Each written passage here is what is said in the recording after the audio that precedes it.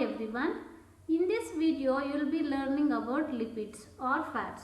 So if you see, the fats is found in the butter, the olive oil and also your cheesy burgers. So these are the fats which we call it as triglycerides. So in this lecture video you will be learning about lipids, its classification and its biological importance. Chapter about lipids in detail, I would like to give you an overview of your syllabus. So according to which you will be learning about the saturated and unsaturated fatty acids. Here you need to learn about the structure and biological importance. Then you need to learn about the simple, mixed triglycerides and phosphoglycerides. Then you need to learn about the definition and significance of saponification, iodine number and rancidity. Then definition and significance of micelles, liposomes, lipoprotein and cholesterol.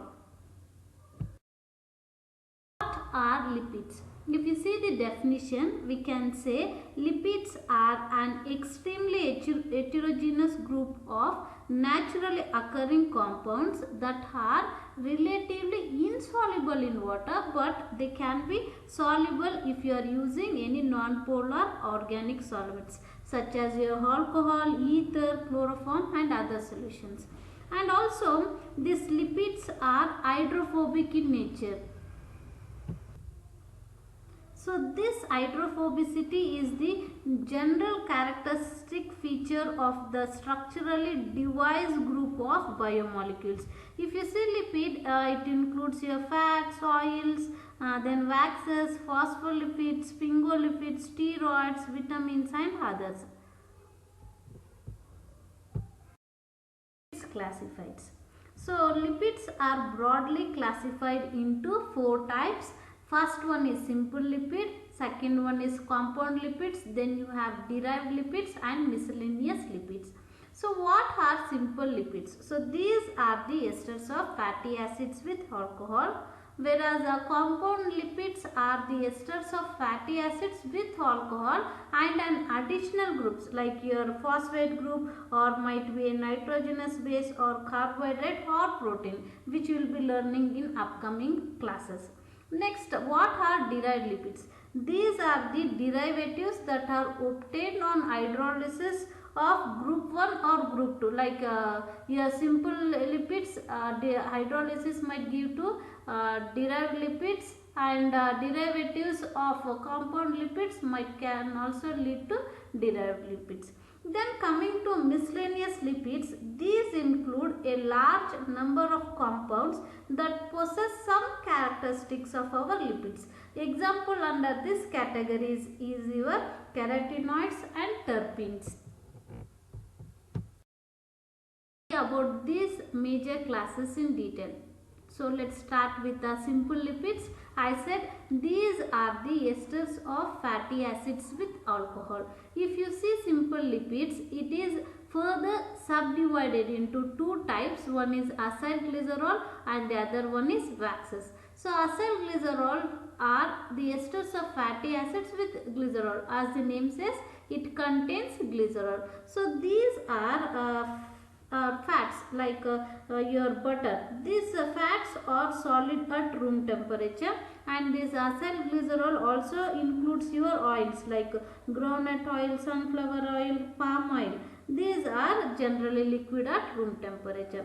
Coming to waxes, these are esters of long chain fatty acids with long chain monohydric alcohols.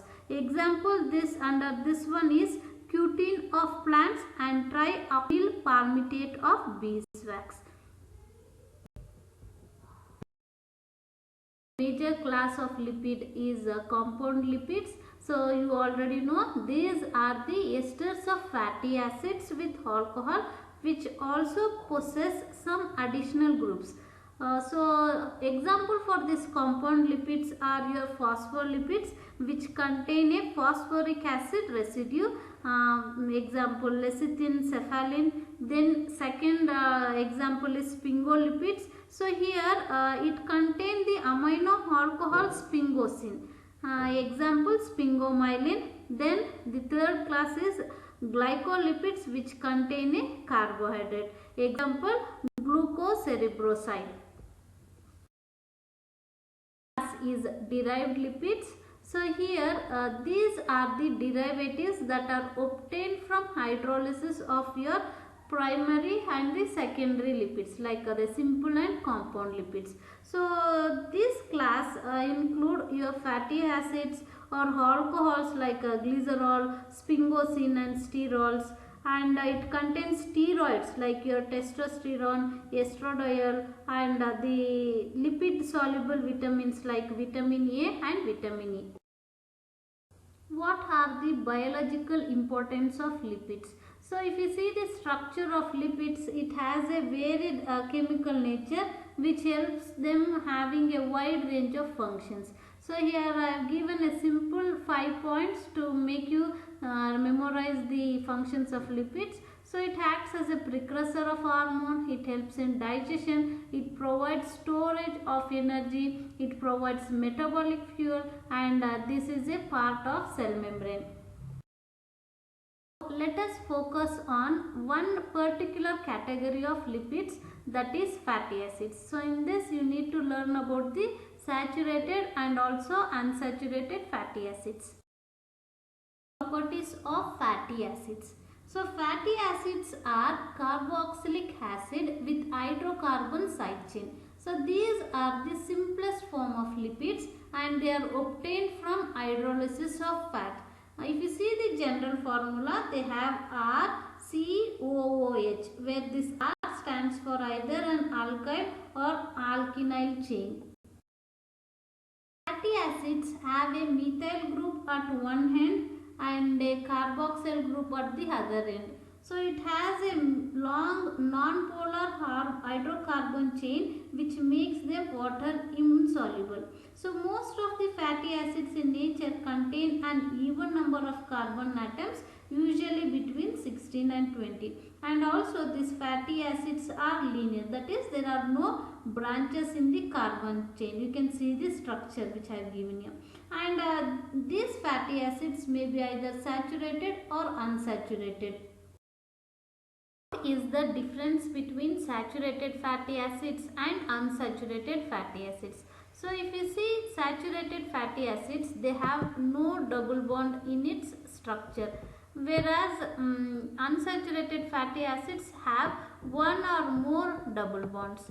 And also if you see the general formula for saturated fatty acids is CnH2nCOOH.